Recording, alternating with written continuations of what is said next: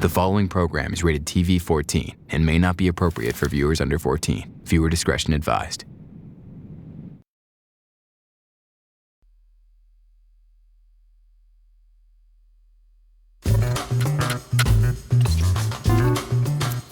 I'm Maggie Haberman. My colleagues and I in D.C. have followed a presidency that is no stranger to scandal. Now, federal investigators and Congress are taking a look at a controversy surrounding the president's very first day in office. This was the largest audience to ever witness an inauguration, period. No, not that controversy.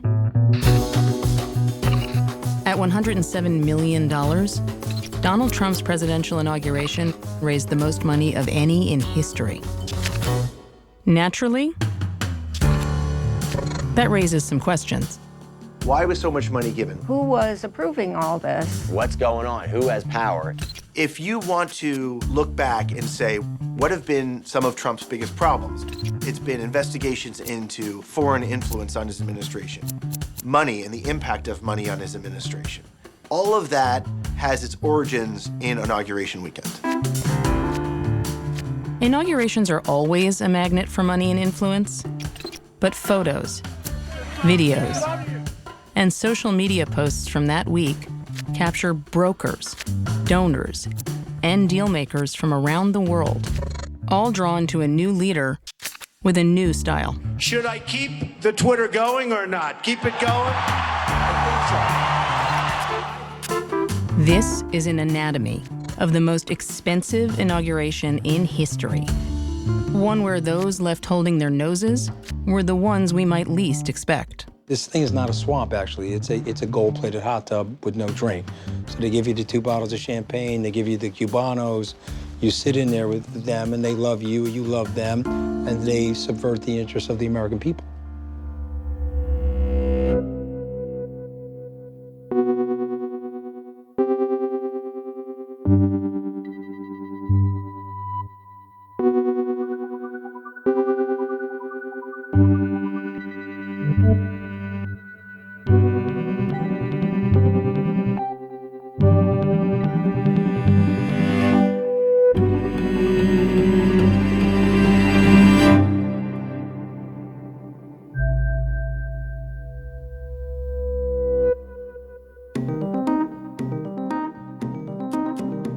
By tradition, the United States Congress is the host of every presidential inauguration. But everything else, the parade, the concerts, the dinners, the balls, that's left up to the incoming president. Now the fun begins, okay? Now the fun begins. We're gonna do a really good job. To raise the money for this days-long party, the president-elect appoints the Presidential Inaugural Committee. Tomorrow at 11:30, we're one country, and he will be the 45th president of the United States of America, Donald Trump. Thank you. For the chairman of his presidential inaugural committee, Trump chose his longtime friend, Tom Barrack. Barrack is a wealthy real estate investor. They first met back in the 80s, around the time Barrack sold Trump the Plaza Hotel in New York. To serve as his deputy chairman, Barrack appointed political consultant Rick Gates. Gates had been a deputy to Paul Manafort, who had served as Trump's campaign chairman. Manafort was fired following a New York Times report on a ledger listing secret payments earmarked for his work on behalf of the president of Ukraine. It's the kind of thing that might have kept most people off of an inaugural, but it was not seen as a disqualifier here. Can I actually have the Financial Times out here? Is that bad marketing? I'm fine with it. Okay, fine, we fine. welcome all news industry. Here's a New York Times in case you need one. As you know, I've subscribed to this. I think it says I'm 10 years old. Do you know that? Know thy enemy. Steve Bannon was at Trump Tower shortly after the election when Tom Barrack came to discuss plans for the upcoming inaugural. Tom came back. We had this meeting on the 26th floor with the president. Do you remember anything about that meeting? Anything stand out to you about what he said about his vision or what he Well, I just think we had different visions. Remember, I'm a populist, and I had made an argument. We should be $1 less than Obama, and we should not even have the lunch. Do the inauguration, not have any big parties or anything like that. Very bare bones. The country's in a crisis. This is why I'm president. I'm here to do something very different than has been done before. And other people had other ideas, and my idea didn't win. Trump's inaugural committee raised a really stunning amount of money. Tons more money. Record-breaking amount of money. Incredible amount of money. Inaugurations are expensive, but Barrack and his team broke records, raising $107 million. For context, President Obama set the previous record at $53 million. They're taking in and spending twice as much as the previous two occupants of the White House. If I were a big donor to the Trump inaugural, I'd want to know, well, then where did my money go? Greg Jenkins ran George W. Bush's second inauguration. Back in our day, when we were giving, limited amounts of money, people don't want it to be spent irresponsibly. Steve Kerrigan oversaw both of Barack Obama's inaugurations. We presented both Greg and Steve with internal spending documents given to us by a source close to the Trump inaugural committee. The documents don't show missing money. Quite the opposite. They suggest that the committee spent nearly every penny. Okay, your events are $31.5 million. Their total for events? $44 million plus 26.68. $70,700,000. $30 million more than we raised total. Where'd it go? Hargrove. The vendor receiving the most money was a company called WIS Media Partners. It was incorporated about 6 weeks before the inauguration by Stephanie Winston Wolkoff, a well-connected events planner who had produced events for Vogue and New York City's Fashion Week, and who also happened to be friends with Melania Trump. For 8 weeks of work, her company was paid $1.6 million, of which she took $500,000. That's bananas. She got paid more than our senior staff did. Maybe this is all legit, but I'd say that's a foolish way to spend money. 5 major vendors had some connection to the Trump family or their close friends. Together, they collected about 1/3 of all the money spent, including $1.5 million that went to the Trump Hotel in Washington. It wasn't just who got paid that raised flags, it was what that money bought. In addition to spending far more on the public-facing events, Trump's committee also lavished money on the private fundraising dinners, events intended to thank donors who gave to the inaugural committee. Fundraising, fundraising, fundraising, fundraising, fundraising. We haven't even gotten to a public event yet. Which certainly explains how they were able to raise so much money. Like this, the candlelight dinner, you have to pay $250,000 to $1 million. That's $250,000 to $1 million, okay. Right. And what do you get for that? This dinner. January 19th, 2017, Inauguration Eve. Guests arrive at Union Station for the candlelight dinner, one of 8 events offered to donors that week. Guests were treated to $65 seat cushions, $130,000 in commemorative bowls from Tiffany's, and $675,000 in decorations, including 6 32-foot-tall obelisks covered in green moss.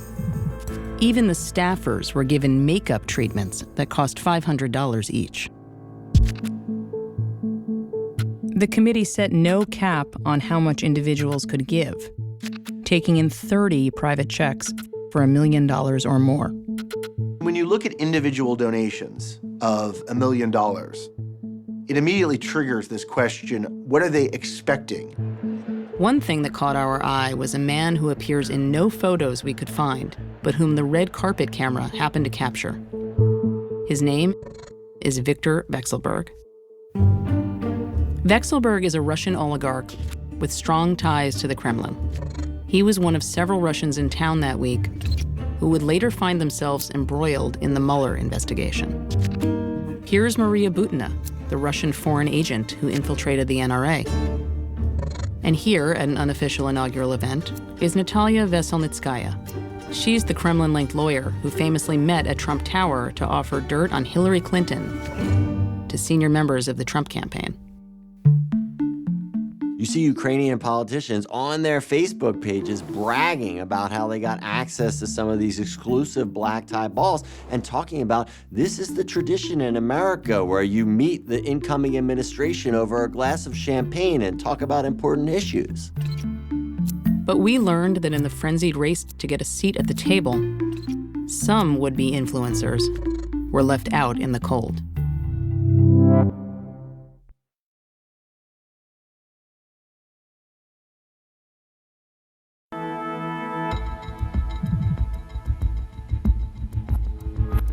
The inauguration of Donald Trump attracted a lot of attention from prominent Russians and Ukrainians. But in the race for access, some would end up getting trampled. This is Pavel Fuchs. He's a Ukrainian-Russian businessman worth $250 million. He made his money in the post-Soviet real estate boom and once tried to build a tower in Moscow with then-businessman Donald Trump. Please. Thank you. Is that me? No, it's me. Gotcha. Okay. I got my papers too.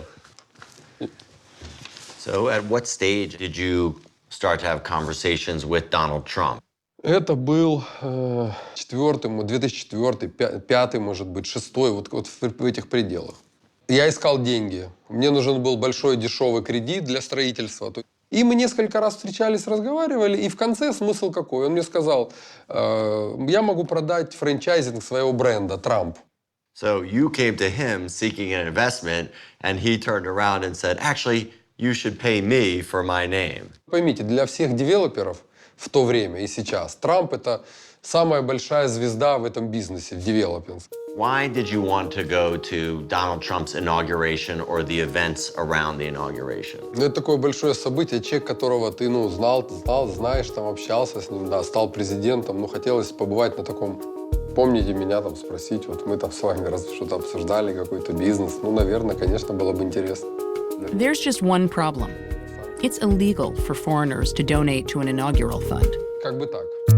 But Fuchs says he was introduced to a Ukrainian-American donor named Yuri Vanitek, who could get tickets. Ванетик обещал сделать пригласительные на бал, где будет Трамп. Он вот это обещал сделать. Там, по-моему, было 250 тысяч на двоих, а он говорит, я тебе сделаю за 200. Messages show that Vanitek knew it was illegal for foreign nationals to pay the inaugural committee directly for tickets. And so, Fuchs says, he wired Vanitek $200,000. Потом он мне еще там сказал, а хочешь, я тебя подведу к Трампу, надо еще там заплатить 500 тысяч. Сумма за то, что подойти, но мне это не нужно. Для каких целей? Я же не политик. Если бы я был политиком каким-то, Ванетик хотел больше с меня денег выкачать. Да. Лучше не строить. Fuchs says Vanitek didn't come up with any tickets to official inaugural committee events. Никакие приглашения я не получил, ничего. Я как идиот сидел в гостинице, смотрел по телевизору инаугурацию. I mean, there's no StubHub for secondary inauguration VIP passes, and Pavel Fuchs went through the equivalent of a scalper, and he got burned. In a statement, Vanitek says he referred Fuchs to a lobbying firm to arrange events for him, but never intended to use Fuchs's money to buy tickets from the inaugural committee. Ultimately, Fuchs was relegated to a bit role in the inaugural saga. Thank you very much, everybody. Thank you. But inside the exclusive events, there were those with a seat at the table who knew that others wanted in, and that by holding the door open, they could hold their hand out for a big payday.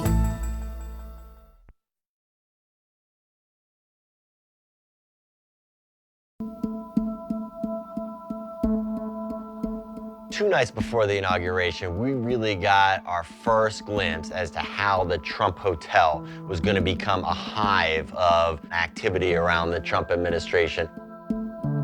It was that night that the president-elect made an unannounced stop at his own hotel. And Trump comes in, and there are videos of this that show that everyone goes nuts. Thank you, Mr. Trump. Mr. Trump, man, we love you. We love you. We just got real close. We thank you. We thank you from the bottom of our heart. Here he is, the king of his new domain, you see this procession of people who were trying to kiss the ring to some extent. One of those was a top inaugural fundraiser named Elliot Broidy. It's difficult to find anyone else who would make more money off of his connection to the inauguration. Elliot Broidy is a Los Angeles financier who got his start as an accountant for Glenn Bell, who founded Taco Bell. He rose to become a major Republican fundraiser, only to plead guilty to bribing New York State officials in 2009. As a convicted criminal, he was mostly ostracized by his fellow Republicans. That is, until the 2016 election when, among others, Donald Trump tapped him as a key fundraiser for his campaign.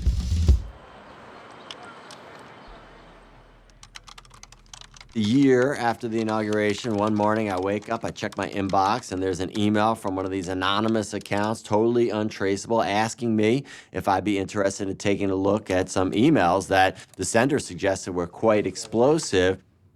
The emails belonged to Elliot Broidy. They revealed a plan to invite foreign officials to exclusive events at Trump's inauguration.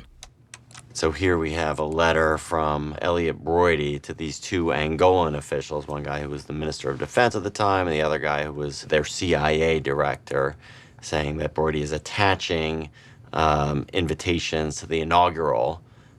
But Broidy, who acquired a private security firm in 2015, implies that he expects something in return.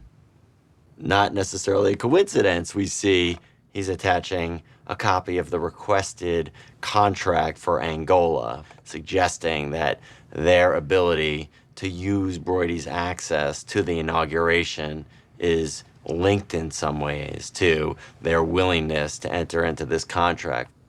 Doesn't leave a whole lot to the imagination here. 3 days before the inauguration, the officials arranged a $6 million payment to Broidy's firm.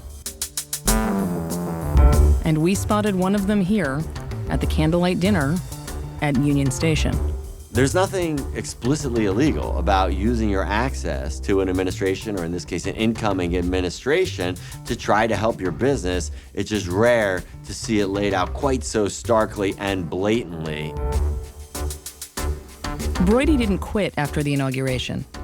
In case after case, as he sought new business for his firm, he promised potential clients access to the Trump administration, securing contracts worth hundreds of millions of dollars. And while Broidy used the inauguration to get business deals, others simply traded on their close ties to the new administration. Michael Flynn collected $530,000 as part of the Turkish government's lobbying effort to extradite a dissident.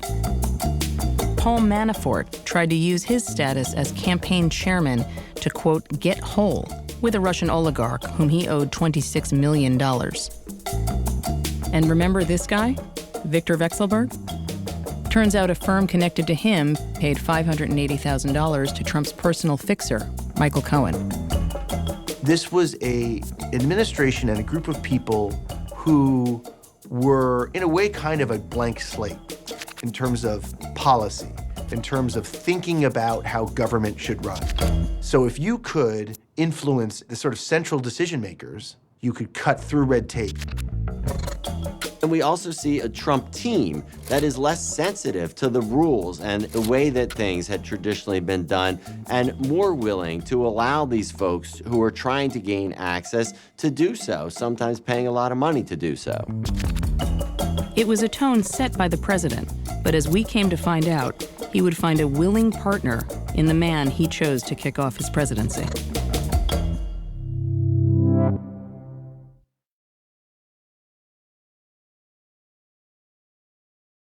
Go live now to the Andrew W. Mellon Auditorium in Washington, D.C. Tonight, the chairman's dinner, where President-elect Trump will dine with diplomats, dignitaries, and campaign donors. January 17th, 2017, the chairman's global dinner. The $4 million dinner featured a custom-built stage with dancers from Steve Wynn's Casino and a performance by the band Alabama. And Tom Barrack was the host. So I think what you're going to find is a president-elect who has a keen sensitivity to listening, to understanding. He has his own dinner at which Trump makes an appearance.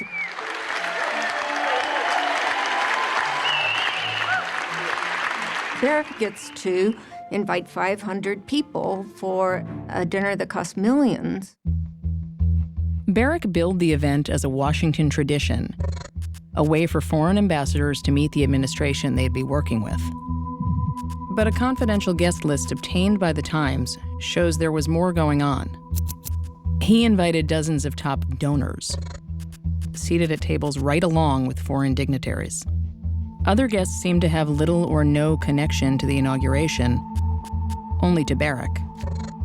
These are wealthy, well-connected investors and developers from the Middle East.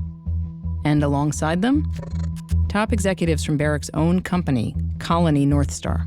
Here is, another way to demonstrate his influence with the Trump White House to foreign officials who then can invest in his private equity fund. ProPublica published a leaked memo from Barrack's company, Colony North Star, written just weeks after the dinner. It suggests the company could capitalize on its new political clout. Quote, "There are other groups forming, but none that can currently match the relationships or resources that we possess."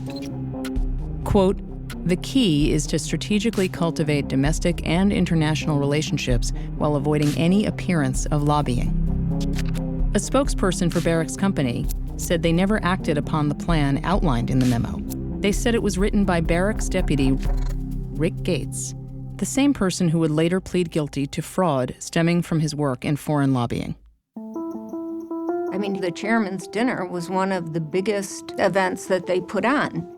He wasn't just this friend of Donald Trump who was doing this out of the goodness of his heart. It's going to help his business. In a statement, Barrack's spokesperson said, quote, "The intention of the dinner was to give the best foot forward of a newly elected and not well understood president to Washington's diplomatic community. Certainly a laudable goal." And you said recently, quote, "When you give, they do whatever the hell you want them to do." You better believe it. So what specifically did they do?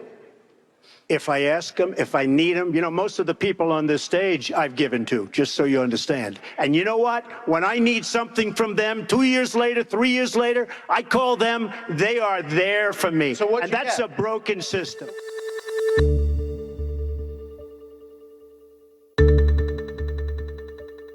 As a candidate, Donald Trump pledged to reduce the influence of money in politics. But his $107 million inauguration did just the opposite. Hey, how are you? Good. Here to see Mr. Scaramucci. So what do campaign insiders think about the president's first day? The inauguration is bringing in all this money. Trump's now won, so there's all kinds of incentives why you want to get in with him. You get guys like Gates, you get guys like Elliot Broidy. We now know their investigations. I don't think money tied back up to Trump. He made 2 or 3 really bad personnel decisions early on. You hire the creature from the Black Lagoon, they're going to bring in little creatures, from the Black Lagoon, and instead of draining the swamp, they're going to dump cesspool water into the swamp. But if you're saying, okay, there were a group of scumbags that were tied to the situation, that were catching dough, and so that's why someone has to step back from it and look at it and say, okay, what do you need to do to regulate this? In my industry, we're arguably one of the most regulated industries in the world. Why? People are greedy. And greed always overcomes wisdom, Matthew. And so problem in Washington is they have nobody really hand-checking them. There's no referee anymore. So these guys are just in a full feeding frenzy in Washington. In a democracy, governments come and governments go. But rarely has there been a transition of power quite like this.